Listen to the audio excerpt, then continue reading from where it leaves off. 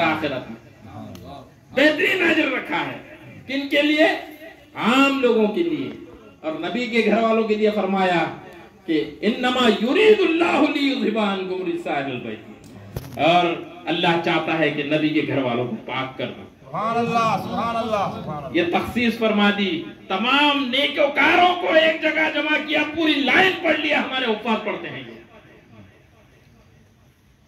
پورے صفات کے ساتھ، روزہ رکھنے والے، نیک کام کرنے والے، سچ بولنے والے، نماز پڑھنے والے، توبہ کرنے والے، تمام جتنے نیک کار ہیں ان کو ایک طرف بٹھا دیا اور اہل بیت کو ایک طرف بٹھا دیا. کہا کہ ان کو میں نے پاک کیا ہے اور تم نے تلاوتیں کر کے، سچ بول کر، تم نے نیک عمل کر کے تم پاکیزہ ہوئے ہو، لیکن ان کو میں نے پاک کیا. سبحان اللہ سبحان اللہ. نعرہ تکبیر، نعرہ رسالت. یہ دو کیٹیگریز اللہ نے بیان کی ہے، میرا اس کے اندر کوئی رول نہیں ہے. غلط کہہ رہا ہوں کیا؟ حسن خاموش ہے کیا؟ کیا سوچ رہا ہے؟ تو اللہ نے دو کیٹیگریز بنا دی، نیکوکاروں کی کیٹیگریز الگ کر دی، اہل بیت کی کیٹیگریز الگ کر دی. اب اس کے اندر بحث کرنے والے لوگ کہہ رہے ہیں کہ اہل بیت کا دامن کیوں پکڑتے؟ کوئی کہہ رہے ہیں نیکوکاروں کو طرف چلے جاؤ، صحابہ کے الگ وہ ہو گیا، اہل بیت کا. ارے نہیں ہے بابا، اللہ نے طے کر دیا ہے یہ الگ ہیں، یہ در والے ہیں، یہ گھر والے ہیں، طے ہو گئے. اب اس کے اندر ذکر مت کرو، اس کے بحث میں مبتلا مت ہو، اس کے آپس میں لڑو مت. یہ در والے، یہ گھر والے، یہ بھی صاف ستھرے ہیں، یہ بھی صاف ستھرے ہیں. فرق اتنا ہے کہ انہوں اپنی محنت سے صاف ہوئے ہیں، ان کو میں نے صاف کر دیا. تو جس کو رب صاف کرے وہ بہتر. اب سوچے اس کے بارے میں. تو اس لیے سادات کرام کے تعلق سے آیا کہ وہ فاسق فاجر بھی ہو تو اس کو برا مت بولو. سید اگر راہ سے بھٹک بھی جائے تو اس کو برا مت بولو، یہ حکم آیا ہے. اعلیٰ حضرت کا فتویٰ ہے اس پر، تو اسے بھی کچھ نہیں بولنا چاہیے. تعظیم کرو ان کی. ایمان کے حدود میں جب تک ہے جب تک ان کی تعظیم کرو. تو یہ گھر والوں اور یہ در والوں کے درمیان کا فرق ہے. یہ اہل علم کی گفتگو ہے، یہ قرآن کی گفتگو ہے، اور یہ اللہ تبارک و تعالیٰ نے یہی اعلان فرمایا ہے کہ میں نے ان کا ارادہ کر لیا ہے. ارادہ کرنے کا یہ اللہ اگر فرما دے گا قرآن کریم میں کہ میں نے ان کو پاک کر دیا، تو ہو سکتا ہے صرف وہ اس دور میں پاک ہو جاتے، پنجتن پاک تھے وہی. لیکن ارادہ کر لیا ہے تو اس کا مطلب یہ ہے کہ آنے والی قیامت تک کے جتنے نسل آئیں گی، سید ہوگی، سب کو میں پاک کرتا ہوں. یہ ارادہ کا مطلب. یرید اللہ، ارادہ کرتا ہے اللہ. تو یہ عربی کے قواعد و ضوابط کو سمجھنا، اس کے صرف اور نحو کو سمجھنا، اس کی اصطلاح کو سمجھنا، اس کا جو طریقہ ہے گرامر کا اس کو سمجھنا، یہ ان لوگوں کی گفتگو ہے. لیکن بات یہی ہے کہ در والے اور گھر والوں کی گفتگو ہے، اور اللہ تبارک و تعالیٰ نے سادات کرام کو وہ مقام عطا کیا ہے کہ اللہ نے ان کو پاک کر دیا ہے. اب باقی دوسری باتیں رہی کہ بھئی یہ ایسے ہیں ویسے ہیں، جو صفات ہیں، پھر یہ صاف ستھرے ہیں. اب جو جتنا چمکائے اتنا چمکے گا. پتھر کو چمکاؤ تو وہ کم قیمت کا ہے، لیکن ہیرے کو چمکاؤ گے، گھسو گے تو اس کے اندر چمک اور آئے گی، اس کی قیمت بڑھے گی.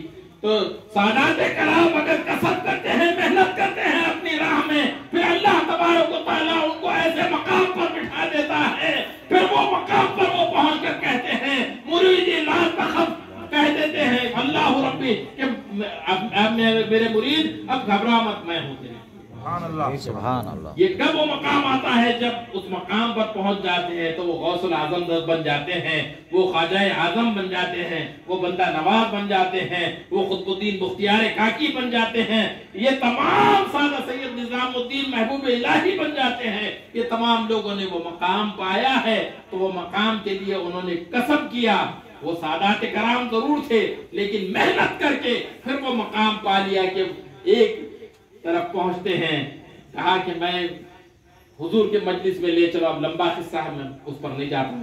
حضرت بابا شرف الدین بو علی شاہ قلندر پانی پتی رحمت اللہ علیہ فرمائے کہ میاں میں ہر جمعرات کو حضور کی مجلس میں بیٹھتا ہوں, تیرا مرشد نظر نہیں آتا. امیر خسرو کو بولے, اب وہ بھی مرید دیوانہ. انہوں نے بولا آئے واپس بڑے اس میں تھے بے چینی کے عالم میں. آ کے بولے حضرت میں گیا تھا وہ قلندر صاحب پاس پانی پر. پھر انہوں نے بولے کہ ہر جمعرات کو حضور کی کچہری رہتی ہے, پیر کو کچہری رہتی ہے, میں سب کو دیکھتا ہوں, تیرا مرشد کبھی نظر نہیں آتا میرے کو کچہری میں.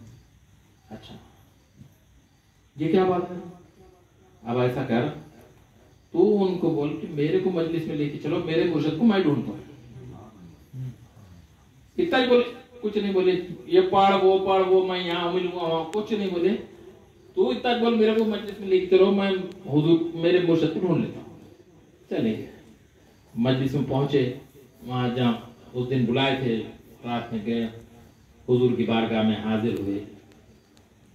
ڈھونڈ رہے ہیں ادھر سے ادھر, بڑا مجمع بھرا ہوا ہے اولیاء اللہ کا, حضور کی کچہری لگی ہوئی ہے, سارے معاملات چل رہے ہیں, دیکھ رہے ہیں انہوں. وہاں کچھ فرشتے بھی تھے. کہا کہ کہاں گھوم رہے میاں, کیا دیکھ رہے ہیں؟ کہا کہ حضرت میں میرے پیر مرشد کو ڈھونڈ رہا ہوں. کیا نام ہے ان کا؟ حضرت خواجہ نظام الدین محبوب اللہ. تو کیا کر, یہ گیٹ میں سے اندر چلے جا. وہاں سے نکلے دوسرے, وہاں پہ بھی حضور کی مجلس چل رہی. حضور وہاں پہ بھی موجود ہے, وہاں پہ بھی ہے, لیکن کم پبلک ہے, اتنی زیادہ پبلک نہیں ہے, ان سے کم پبلک ہے. تھوڑا وی آئی پی زون میں چلے گئے سمجھ. وہاں پہ بھی دیکھیں, وہاں پہ پھر فرشتوں سے پوچھے کہاں ہے, تو بولے تم اندر چلے جاؤ. ایسا کرتے کرتے کرتے آخری میں 10 رہے, 11 رہے, 5 رہے, 4 رہے, مگر اور اندر ان کو بھیجتے گئے. آخر میں گئے تو حضور کے بازو صرف 2 لوگ بیٹھے ہوئے ہیں. حضور نے فرمایا کیا بات ہے خسرو, کیا ڈھونڈ رہا ہے؟ کہا کہ یا رسول اللہ آپ جانتے ہیں بہتر میں میرا مدعا کیا ہے. سبحان اللہ. میں اتنی مجلسیں آپ کی طے کر کے آیا ہوں, ہر مجلس میں آپ موجود ہیں, میرا مدعا کیا ہے آپ بھی جانتے ہیں. آپ نے یہاں تک بلایا, آپ سے میری بات ہوئی, گفتگو, اس سے بڑھ کے کیا ہے؟ میں میرے شیخ کو دیکھنے آیا تھا. جب یہ کہا تو 2 پردہ نشین بیٹھے ہوئے تھے, چہرے پہ پردے تھے دونوں کے. حضور نے فرمایا کہ ان کو ہٹا دیا, پردے کو ہٹا. ایک طرف دیکھتے ہیں تو محبوب سبحانی بیٹھے ہوئے ہیں, اور دوسرے طرف دیکھتے تو محبوب الہی بیٹھے. سبحان اللہ, سبحان اللہ, اللہ اکبر, یا رسول اللہ, جاری رہے گا. تو یہ اولیاء اللہ کے اتنے, اللہ کے رسول کے اتنے قریب ہونے والے شخصیتیں, ایسے مقام حاصل کرنے والے شخصیتیں, یہ اللہ کے ولی اور اللہ کا قرب حاصل کرتے ہیں. انہی میں سے ایک ذات جو زمین پر رہ کر آسمانوں کی گفتگو کرنے والے, بات کرتے, علماء بیٹھتے تو بڑے بڑے مسائل. علامہ قمر الزمان آزمی آئے, ورلڈ صوفی مشن لندن سے چلانے والا شخص آیا, کہا کہ میں نے اتنی مرتبہ مولانا رفیع الدین صاحب ساتھ میں, مولانا غلام خواجہ صاحب ساتھ میں, احمد حسین صاحب ساتھ میں گفتگو ہوئی, ہمارے حجرے میں بیٹھ کے کھانا ہوا. وہاں سے نکلے, باہر نکلنے کے بعد کہا کہ میں دنیا میں گھوم لیا, ورلڈ صوفی مشن چلا رہا ہوں بیٹے, میرے کو پہلی بار صوفی ملا. سبحان اللہ, سبحان اللہ. صوفی دیکھا پہلی مرتبہ, اور اسرار الہی کے شعلے ان کی نگاہوں سے جو نکلتے ہیں میں نے کہیں نہیں دیکھے. ان کے قدم چھوڑ کے کہیں نہیں جانا, تو لندن کی تلاش کرنا, افریقہ کی تلاش کر, بلکہ تو یہاں بیٹھا رہے, تیرے لیے سب کچھ یہیں پر ہے. سبحان اللہ. آج بھی غلام خواجہ اور رفیع الدین اس بات کے گواہ ہیں, وہ 2 مولوی ہیں. تو یہ مقام آپ نے پایا, وہ ان کی بات تھی. یہ تو اب اس مجلس میں ایسے لوگ بیٹھے ہوئے ہیں, میں بھی ان میں سے شامل ہوں, یہ شرف مجھے بھی حاصل ہوا کہ حضور کے بارگاہ میں پیش کر دیے. حضور یہ میرے بیٹے ہیں, ملا دیے. حضور یہ غلام رسول ہے, یہ ملا دیے.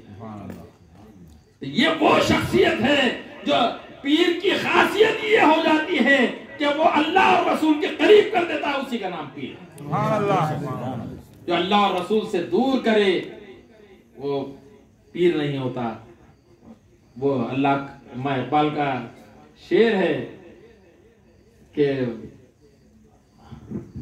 اگر حق سے کرے دور تو تعلیم بھی فتنہ، اولاد بھی، املاک بھی، جاگیر بھی فتنہ، ناحق کے لیے اٹھے تو شمشیر بھی فتنہ، شمشیر تو کیا نعرہ تکبیر بھی فتنہ۔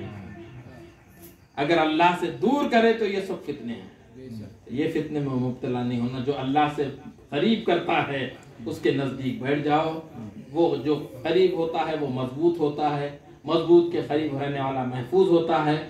یہی تعلیمات صوفیہ باصفا کی ہیں۔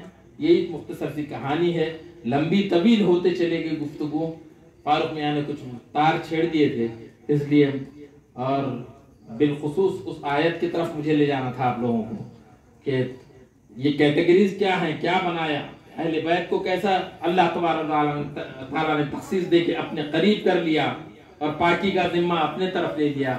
یہ اس کی شان ہے، وہ جسے چاہے اپنا بنا لے، وہ اس کے کرم کے فیصلے ہیں، وہ بڑے نصیب کی بات ہے۔ وآخر دعوانا ان الحمدللہ۔